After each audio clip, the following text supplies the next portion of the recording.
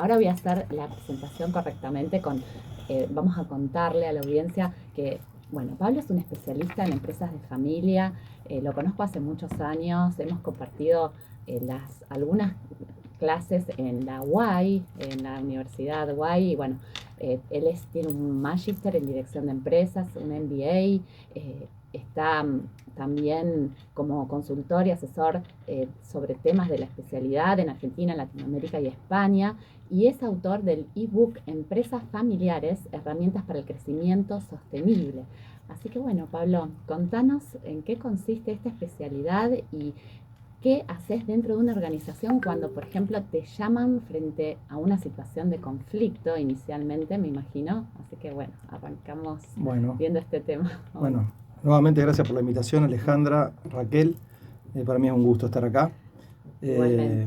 Bueno, el conflicto es propio también de las relaciones interpersonales, por supuesto, ¿no? Y cuando se mezclan cuestiones familiares y cuestiones formales que tienen que ver con una empresa normal, digamos, y una empresa familiar, eso muchas veces trae conflicto. La clave para esto, siempre lo que siempre hacemos es trabajar en los roles y las funciones, en poder definirlos bien, y bueno, se van cada uno ubicando en cuál es su verdadero lugar, y eso ayuda mucho a definirlos y a acotarlos a los conflictos. Claro, establecer las responsabilidades claramente, poder trabajar también en qué situaciones se están atravesando, en qué etapa está esa organización en su crecimiento, tal cual, en su evolución. Tal cual. Muchas veces en este tipo de empresas se confunden los distintos tipos de retribuciones que tiene alguien de acuerdo a la posición que tiene en la empresa. Es decir, el directorio o el director cobra honorarios, el accionista tiene los dividendos que cobra cuando hay, obviamente, utilidades, y el sueldo que pueden cobrar como gerentes. Entonces, casi siempre en la empresa familiar eso está mezclado. Claro. Y la empresa, a medida que en una empresa familiar se distancia en el tiempo las nuevas generaciones con la generación que fundó la empresa, bueno, empiezan más roces, por ahí no se entiende mucho la cuestión del esfuerzo inicial, y bueno, por eso se dice padre fundador, hijo gastador y nieto mendigo, una frase que usamos mucho los que estamos en empresas familiares. Claro, qué bueno, sí, existe esa frase que es muy conocida que dice que la tercera generación es la que funde la empresa. Exactamente, por eso son los mendigos. Claro, por eso, bueno, de ahí viene tu trabajo en poder encaminar justamente cómo va a ser esa delegación y ese traspaso generacional. Tal cual. Ahí lo que trabajamos es, como decíamos antes, ¿no? Por un lado, la definición de roles y funciones. Por otro lado, los acuerdos. Qué pactos tiene que tener la familia empresaria para que cada uno cumpla justamente con su función y su rol y no se mezclen esas cosas que suelen mezclarse. Porque, por ejemplo, el auto del hijo se compró con la plata de la familia. El auto de la hija se compró con la plata de la familia o de la empresa familiar, digamos. Entonces, es como que la caja de la empresa familiar es la caja de la familia y bueno, ahí empiezan las diferencias, ¿no? Porque a uno le compró un auto mejor, a otro un auto peor, uno se hizo una casa mejor, otro una casa peor. Empiezan los egos. Y empresas muy grandes, yo trabajo con algunas que son muy grandes y que es una pena porque si no terminan de cerrar esta cuestión y dejan esos problemas atrás, se choca la empresa, como les digo, se van a chocar la empresa y es una pena. Claro, viste, un poco lo que planteábamos al principio, que decíamos que hasta puede terminar con el cierre de una pyme. Totalmente. Y el conflicto familiar, o sea, se deshacen familias incluso por toda esta cuestión del dinero, de quién tiene más, a quién le corresponde. ¿Cómo se enfrentan estos desafíos así? Porque juega mucho la emoción ahí diferente, creo yo, cuando son empresas conformadas por X actores que no tienen ningún tipo de vínculo y bueno, y si hay que ejecutar algo o hay que hacer algún tipo de planteo legal, se hace. Pero ¿qué pasa en las empresas de familia con esto? Y bueno, lo que tratamos de buscar siempre es que quede todo dentro de la empresa familiar. Yo tengo un método desarrollado para resolución de conflictos con algunos pasos donde les cuento alguna parte breve para ser breve, ¿no? esta respuesta. Donde en partes de la resolución de conflicto interviene algún tercero ajeno a la empresa, pero que conoce a la familia, como para que sea neutral. O sea, la idea es que el conflicto trate de resolverse dentro de la familia, que cada uno tenga claras, siempre vuelvo a lo mismo, los roles y las funciones, y así, bueno, que la empresa pueda ir caminando y creciendo. Claro. Porque es complicado. Es complicado. Muchas veces, ¿qué pasa acá?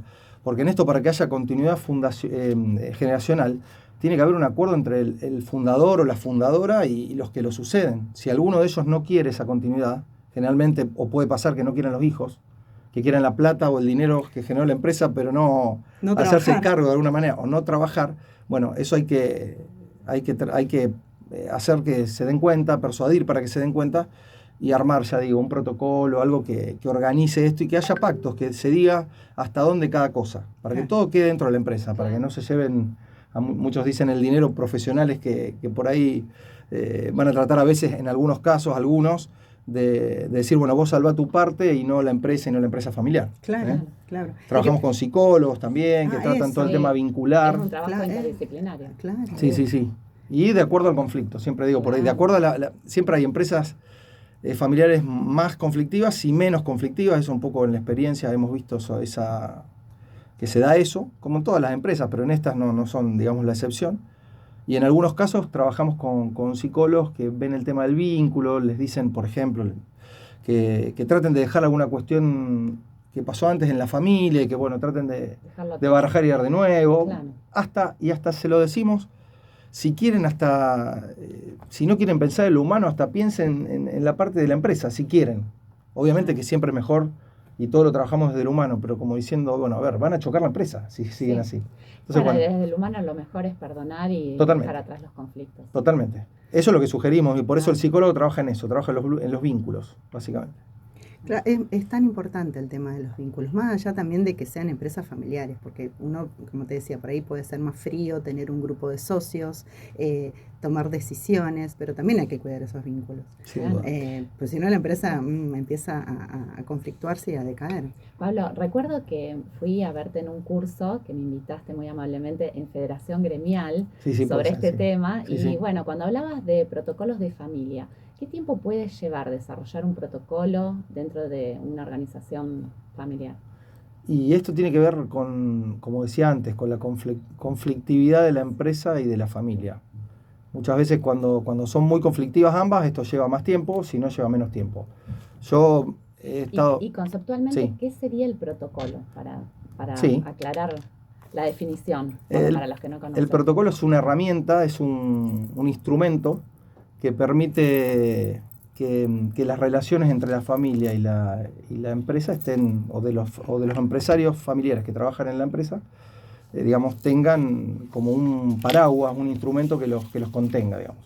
Claro. Y son pactos, es un instrumento que se hace de manera artesanal, no son uno igual a otro. Obviamente sí todos tienen algunas cosas que sí o sí hay una estructura común. Una estructura básica, pero después son acuerdos y uno lo que hace va acompañando a la familia y lo vamos armando en conjunto, digamos. Claro, ahí no sirve en esto no sirve solo firmar el instrumento, sino que hay que estar de acuerdo antes para que tiene que estar todas las partes de acuerdo y, por ejemplo, se puede prever cómo va a ser ese traspaso, si es una CA, por ejemplo, de las acciones, cómo pasan de los padres a los hijos, si va a ir haciendo a lo largo de los años, en qué proporción se va a ir dando, queda bien claramente establecido cada uno de todos esos aspectos importantes.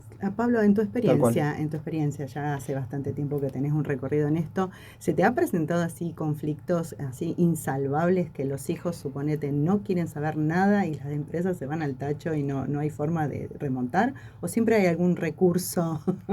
No, siempre no hay que abandonar y hay que, de alguna manera, hay que tratar de acompañar. Claro.